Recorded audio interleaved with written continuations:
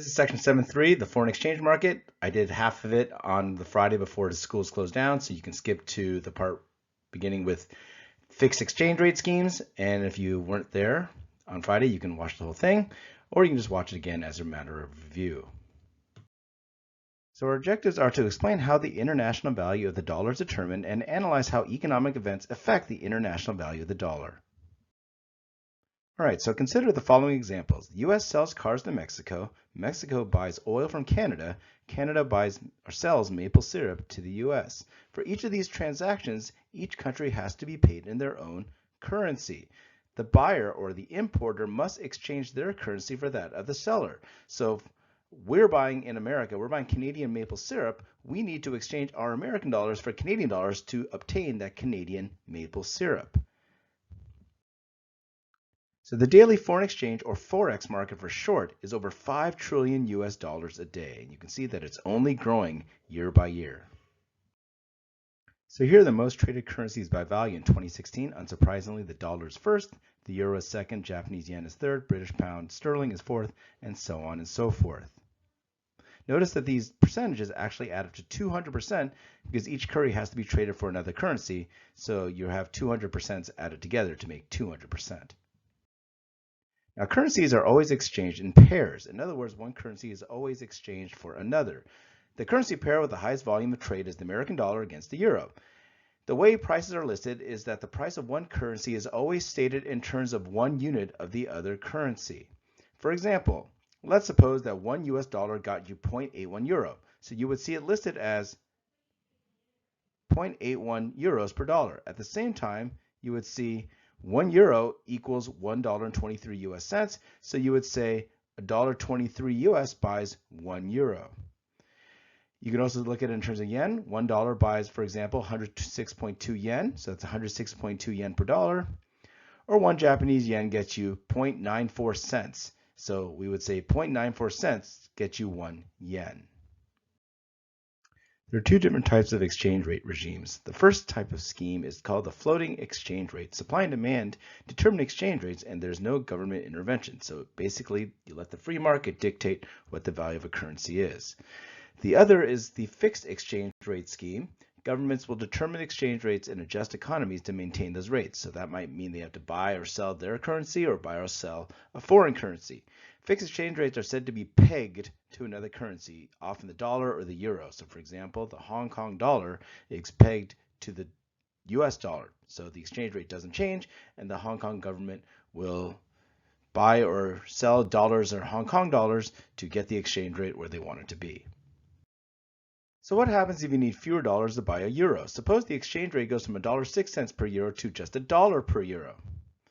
We say that the dollar appreciates in value relative to the euro. Appreciation is the increase in value of one country's currency with respect to a foreign currency. As a result, fewer dollars are needed to buy a single unit of the other currency. The dollar is said to be stronger against the euro. So basically, appreciation means the dollar or whatever currency you're talking about goes up in value. On the other hand, what happens if you need more dollars to buy 1 euro? Suppose the exchange rate goes from $0.06 per euro to $1.20 per euro. So you need to spend more dollars to get a single euro. We would say that the US dollar depreciated relative to the euro. Depreciation is the decrease in value of one country's currency with respect to a foreign currency. As a result, more dollars are needed to buy a single unit of the currency. The dollar is said to be weaker against the euro. So depreciation means it goes down in value. It's synonymous with the dollar or whatever currency you're talking about getting weaker. So exchange rates are always listed in currency pairs, whether it's dollar per euro, dollar per yen, Canadian dollar per euro, whatever. So here's what happens when you have exchange rates. If one currency appreciates, the other must depreciate. So if the dollar gets stronger against the euro, that means the euro gets weaker. If the dollar gets weaker against the euro, that means the euro gets stronger. So the question comes up, isn't appreciation better than depreciation? Don't we want our dollar to be stronger than the foreign currency? Well, just like in many things, it depends on who you are. So if you remember with inflation, not everyone is hurt by inflation. If you're getting money, you're paying back money at a fixed rate, an unanticipated hike in inflation actually benefits you. And there's some truth to that with currency exchange. If you are importing goods, like if you're a consumer, you're buying stuff abroad to bring into the US, then a weaker dollar is obviously bad because you can't buy as much stuff for the same number of dollars. To get more yen, it costs you more dollars, which means you have fewer yen to buy the stuff you want to buy. On the other hand, if you're exporting goods like you're a business, a weaker dollar is actually good because it makes American goods relatively cheaper. It makes it easier for foreigners to buy our goods. So in that sense, exports go up. So the appreciation-depreciation argument is basically dependent on who you are. So if you look back to the product market in micro, the price of a good or service is based upon the market supply and demand of that good or service. We can do the same thing in the market for foreign exchange. If you demand another currency, though, you will have to supply your own currency to obtain that foreign currency. So if you're traveling to Italy because you want to go see the Tower of Pisa, you will need euros. And to get those euros, you will need to provide dollars. So in the market for euros, euros are supplied and dollars are demanded. At the same time, there's a reciprocal market for dollars, where dollars are supplied and euros are demanded to acquire those dollars. So this is what the Forex graphs look like. There are reciprocal graphs. Sometimes you'll have to make both graphs. Sometimes you'll only have to make one. So you need to read the question to see which market you need to graph. So we'll start with the dollar market. In the dollar market, the price is listed as euros per dollar. So you can see dollars, euros per dollar there. On the other hand, in the euro market, the price is listed as dollars per euro. Okay, so whatever currency you're looking at is going to be in the denominator for the ratio that goes on the y-axis. So for each currency, there's going to be a supply and demand curve. The currency supplied is the market for that currency. So on the left, US dollars is supplied. So here in the dollar market, there's a demand for dollars, usually from people that are not Americans, and there's a supply of dollars, usually from Americans that want to exchange the dollar for foreign currency.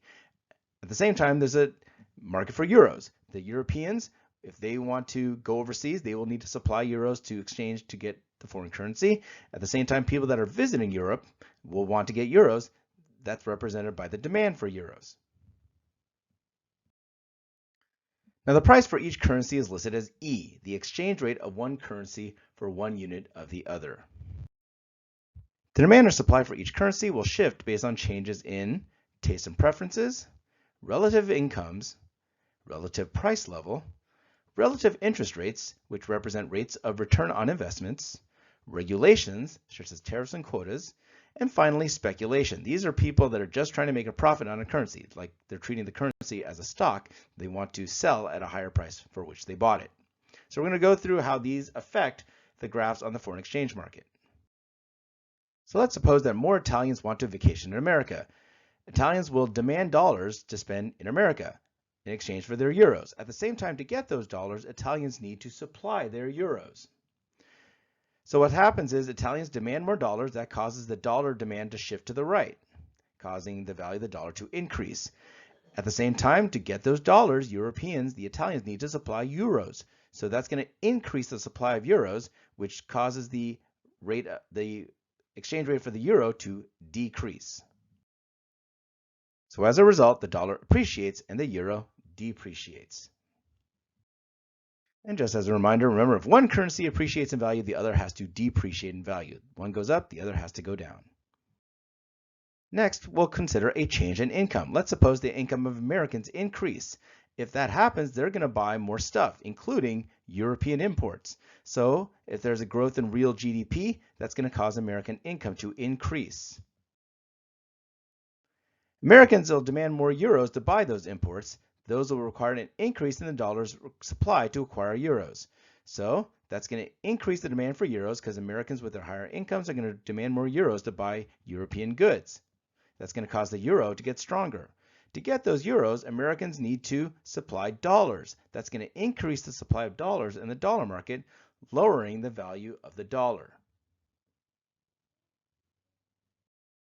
As a result, the euro appreciates and the dollar depreciates.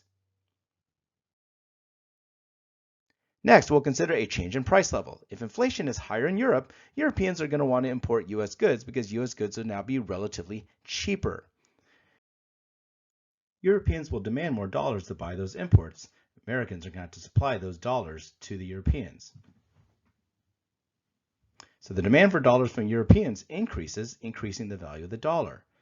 The supply of euros goes up because Europeans are going to need to supply those euros to get those American dollars. So the value of the euro goes down. Again, the dollar appreciates in value while the euro depreciates in value. Now, if inflation is higher in Europe, Americans will also spend less on European goods. So we're going to look at another way of graphing this. Remember, the question will tell you which market you will need to graph. Sometimes you'll need to graph both. Sometimes you'll only need to graph one. So you need to consider which market you're looking at and which is happening. What's happening to the demand or the supply of that particular currency? So if the prices are now higher in Europe, Americans are going to demand fewer European goods and thus supply fewer dollars. So that's going to mean the demand for euros goes down. Americans don't want to buy as much expensive European goods. That's going to weaken the euro. Because they're not demanding as many euros, they're supplying fewer dollars. So the dollar value goes up because of the leftward shift in supply. Next, we'll look at the change in relative interest rates. And again, remember, interest rates is also a representation of the rate of return on investments. Suppose the interest rate in the US is 10% and in Germany it's 5%. Germans are going to want to put money in US banks to earn higher rates of return because the US interest rate is higher. They can get more bang for their buck. This will increase capital flow to the US, and that's going to require more dollars to be demanded by Germans or other Europeans. So the demand for the dollar goes up, increasing the value of the dollar. To get those dollars, Europeans will supply more of their euros. That's going to cause the value of the euro to go down. Thus, the dollar appreciates and the euro depreciates. Now let's consider inflation. What will happen to the international value of the dollar if there's high inflation in the US? If there's high inflation in the US, the demand for dollars will decrease because other countries' consumers, other countries' merchants will not want to buy as many American goods because they now are relatively more expensive. They're higher priced. So here's the dollar market. What's going to happen? The demand for the dollar is going to go down, weakening the value of the dollar. So the dollar depreciates relative to foreign currencies. At the same time, Americans are going to want to buy lower priced inputs from other countries because now that the price level is higher here in the US, that makes goods in Europe or abroad a little cheaper. So to get those foreign currencies, they're going to have to supply dollars to buy those newly imported goods. So that's going to cause the supply of dollars to also increase. So you notice that also depreciates the dollar. So what we have as a result is that we know the dollar goes down in value. We don't know the quantity of the dollar that's still out there because that's indeterminate, but we know both of those factors combine to cause the value of the dollar to decrease.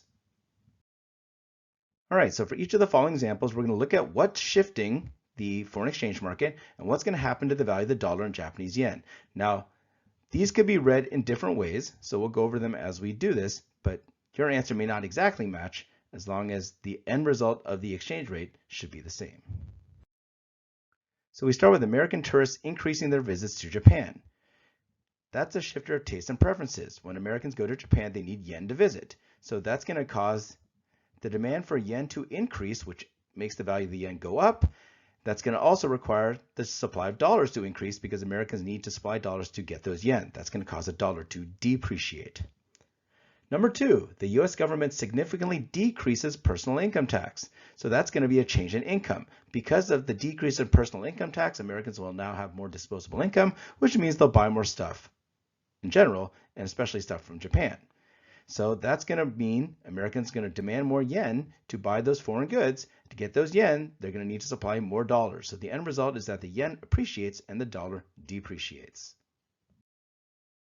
Number three, inflation in Japan rises significantly faster than the US.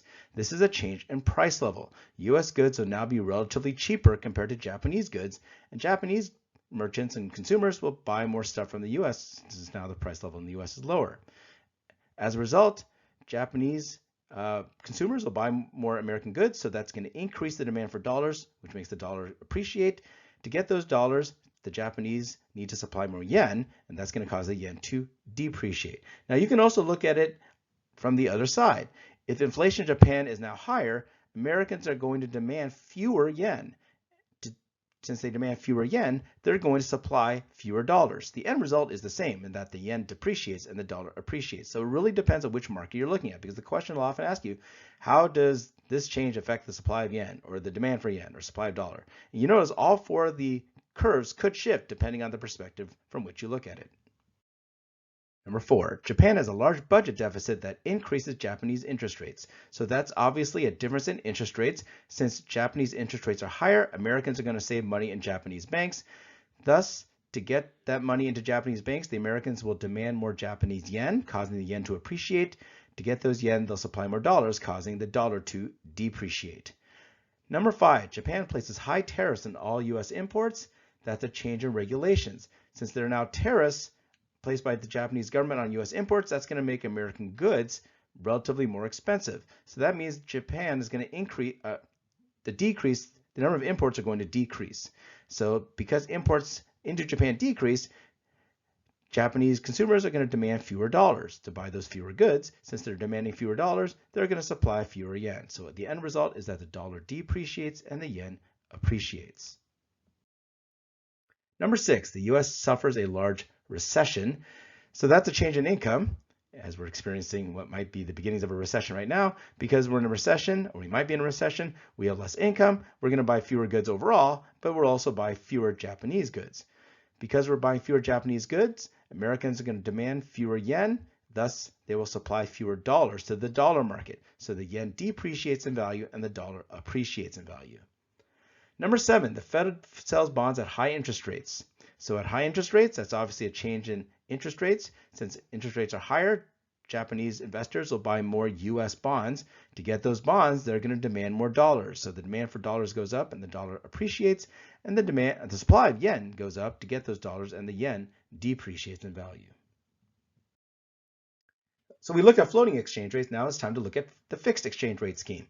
Governments will determine exchange rates and adjust their economies to maintain those rates. So it's not some magical thing where exchange rates are just always at a level. The market is still at work, but what the governments do is rig the market to make it the price a certain value that represents the rate that they want their currency to be pegged to another currency.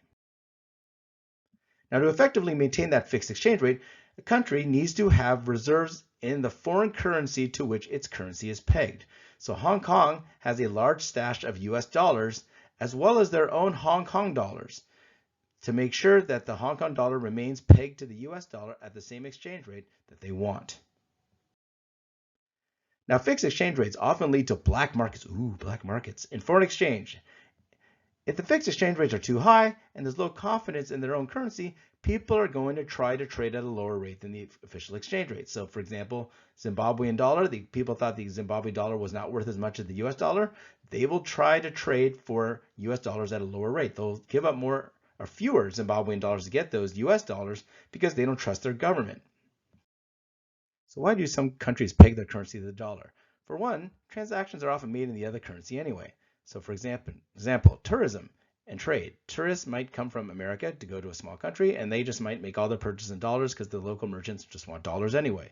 For trade, if they have a large trading partner and they have their own bigger currency, they just might conduct transactions in that currency. So it's just easier to have the local currency to maintain the same exchange rate with the dollar or euro. Next, to benefit exports. China has historically manipulated their exchange rate, so it makes Chinese goods relatively cheaper to benefit its export-driven economy. So back in the day, it used to be 8 RMB per dollar. That's the Chinese currency. And what that did was it made Chinese goods relatively less expensive because now Americans can get more bang for their buck. If the Chinese government keeps the exchange rate artificially high, it makes their goods look a lot cheaper. Other countries have just flat out abandoned and not bothered creating their own currency and just use a foreign currency as their legal tender, not always with permission. So for example, Kosovo doesn't have their own currency. They just use the euro as their currency. That's official. So here are the ways that governments maintain those fixed exchange rates. Number 1 is in direct involvement in the Forex market. In other words, the government will buy and sell foreign currency. 2 is they'll change exchange rates to get the flow of currency to go one way or the other. And 3, they will make trading at any exchange rate other than the fixed exchange rate illegal. They'll basically prohibit it. So let's see how this works. Let's suppose We have the market for Hong Kong dollars. So the ratio is US dollars to Hong Kong dollars. You can see here's the fixed exchange rate. That's the level of exchange between US dollars and Hong Kong dollars. That's the ratio that the government wants to retain. Notice that the graph is US dollars per Hong Kong dollar. So let's suppose American imports from Hong Kong increases. Now left to the free market, Americans will demand more Hong Kong dollars to purchase those goods. So that's going to increase demand for Hong Kong dollars, which would, if left to the free market, increase the exchange rate. So now that the value of the Hong Kong dollar is higher than before. So now what's going to happen is the government's going to get involved. They see the higher exchange rate. They want to bring E1 back down to fixed E. So to return the fixed exchange rate, the Hong Kong Central Bank will sell or could sell Hong Kong dollars on the open market. They'll basically increase the supply of Hong Kong dollars in the foreign exchange market. That increase in supply causes supply to shift to the right. That makes the exchange rate return to the previous fixed level. So that's pretty easy. They just supply more of their own currency, kind of flood the market, and that causes the price of the Hong Kong dollar to decrease. So this is one of the reasons why a country with a fixed exchange rate needs to hold a large amount of reserves, not just in their own currency, but in foreign currency. Without those large reserves, they can't buy or sell the foreign currency needed to retain the exchange rate. So now let's suppose we are changing interest rates. The Hong Kong Bank instead can lower interest rates. By lowering interest rates, that's going to decrease the people that want to save money in Hong Kong banks. That's going to reduce the people that want to invest money from US into Hong Kong because now their relative interest rates will be more fair, more even. So that's going to cause the demand for Hong Kong dollars to decrease, again, restoring the original exchange rate. So there are several tools that governments can use and central banks can use to maintain the fixed exchange rate. It's not just by government decree, it's because of some flooding the market or altering the market that caused the exchange rate to stay at the peg level. So that's it for section 7.3. If you have any questions, feel free to post onto the group or email me separately.